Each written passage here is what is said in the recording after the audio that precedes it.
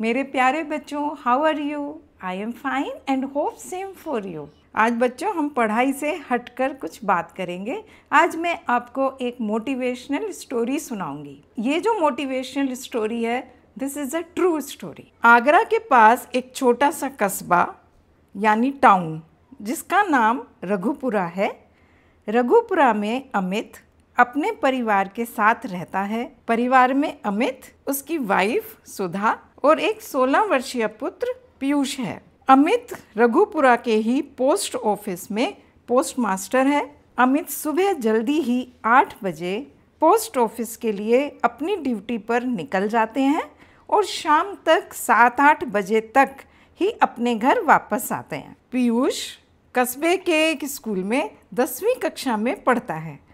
वैसे तो पीयूष बहुत इंटेलिजेंट, मेहनती और अनुशासित छात्र है, मगर वह अपना मन पढ़ाई में फोकस नहीं कर पाता। ऐसा नहीं है कि वह कस्बे में आवारा बच्चों की संगत में रहता हो या सारा दिन घर से बाहर खेलने में व्यतीत कर देता हो। उसका मन पढ़ाई से ज़्यादा घरेलू चीज़ों की मरम्मत में यानी रिपेयरिंग में लगता है। पीयूष जब 5 और 6 साल का ही था, तभी से वो अपने टॉयज़, जैसे बच्चों से खेलते हुए खिलौने टूट जाते हैं, वो अपने टॉयज़ की रिपेयरिंग अपने आप ही करता था। जैसे जैसे बड़ा हुआ, अपनी bicycle, wall clock, iron plug या फ्यूज़ उड़ गया इलेक्ट्रिसिटी का, या टैप से पानी लीक कर रहा है, वो घरेलू चीज़ों की मरम्मत करने में उसे बहुत आनंद आता था, उसे बहुत खुशी मिलती थी। जब वह छोटी कक्षा में था, पढ़ाई का ज़्यादा बर्डन नहीं था, तो इन सब एक्टिविटीज़ के साथ तो थोड़ा सा भी टाइम पढ़ाई को देता था तो अच्छे मार्क्स ले आता था। जैसे जैसे एज बढ़ती जा रही थी, वैसे वैसे हाउस होल्ड रिपेयरिंग में उसका इंटरेस्ट और भी बढ़ता जा रहा था।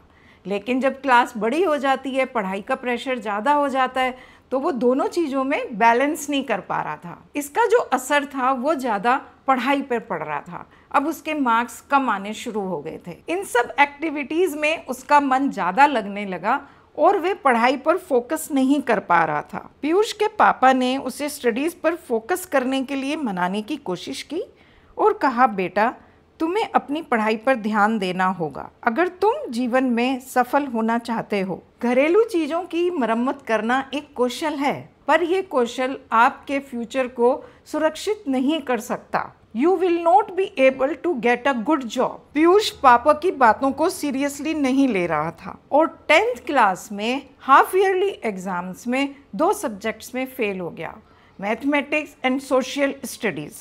पीयूष को उसकी मम्मी ने कसकर डांट लगाई और कहा, you are not taking your studies seriously. इस साल तुम्हारा 10th बोर्ड एग्जाम्स है, अभी तो हाफ ईयरली में फेल हुए हो, फाइनल एग्जाम्स में भी फेल हो सकते हो, और अगर पास भी हो गए तो अच्छे मार्क्स नहीं आने वाले और तुम्हें अपनी मनपसंद साइंस स्ट्रीम में एडमिशन भी नहीं मिलेगा। पीयूष का मूड बहुत ख़राब था। उसको मम्मी के डांटने पर गुस्सा नहीं आ रहा था, उसे अपने आप पर गुस्सा आ रहा था। उसने कभी सोचा भी नहीं था कि वो फेल भी हो सकता है। माँ की डांट को सुनकर उदास मन से पीयूष मम्मी को बोलकर कि मैं पार्क जा रहा हूँ, आधे घंटे में वापस आऊँगा, और घर से बाहर चला गया। उसका मन उदास था और वह एकांत में बैठकर अपने उदास मन का कारण ढूंढने की कोशिश कर रहा था।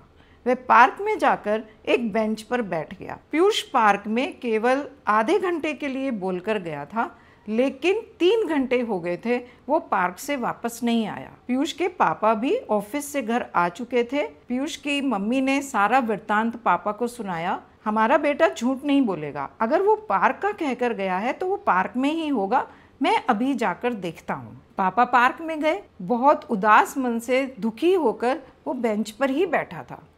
पापा ने कहा, मम्मी की डांट का बुरा मान गए पीयूष?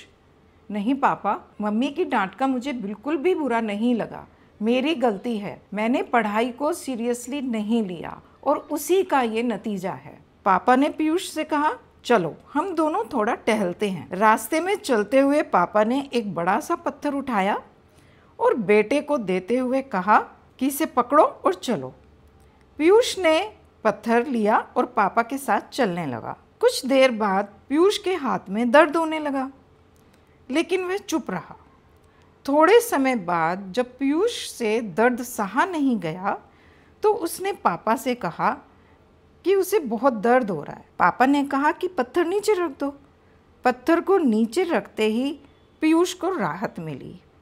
तब पापा ने पीयूष से पूछा, तुमने भारी पत्थर हाथ में उठा रखा था, तुम्हें कैसा लग रहा था?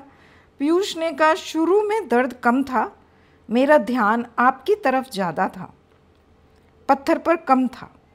लेकिन जैसे दर्द बढ़ता गया मेरा ध्यान आप पर से कम होने लगा और पत्थर पर ज़्यादा होने लगा। एक समय पूरा ध्यान पत्थर पर आ गया और दर्द सहन करना मेरी शक्ति से बाहर हो गया। पापा ने फिर से पूछा, जब तुमने पत्थर को नीचे रखा तो कैसा महसूस हुआ? पीयूष ने कहा, मुझे बहुत राहत महसूस हुई। पापा ने पीयूष को समझाते हुए कहा, यह जो पत्थर मैंने दिया था ना, यह दुख रूपी पत्थर है। इस पत्थर को जितना जल्दी नीचे रखना सीख लोगे उतना ही जल्दी अपने दिमाग और दिल से तनाव को बाहर फेंकने में कामयाब हो जाओगे।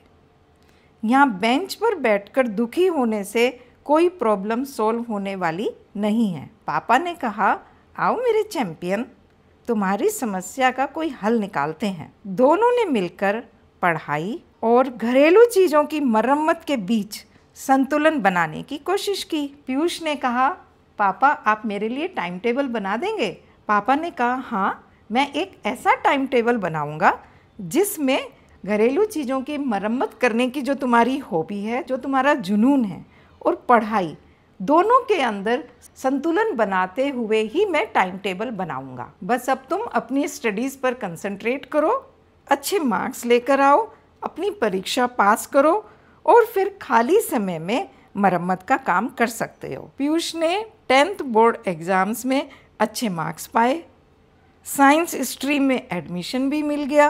पीयूष इंटेलिजेंट तो था ही और एक दिन इंजीनियर भी बन गया और एप्पल में नौकरी पाली और आज यूएस में सेटल्ड है। पीयूष ने अपने पापा से कहा, पापा आपने मुझे सही दिशा दिखाई, मेरा मार्गदर्शन किया, तुमने मेरे हाउस होल्ड रिपेयरिंग वाले जुनून और पढ़ाई में बैलेंस करना सिखाया।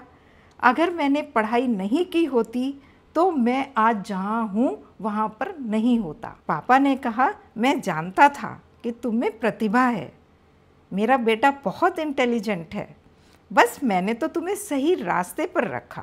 पीयूष ने कहा, पापा आज भी खाली समय में मैं मरम्मत का काम, हाउस होल्ड रिपेयरिंग का आनंद लेता हूँ।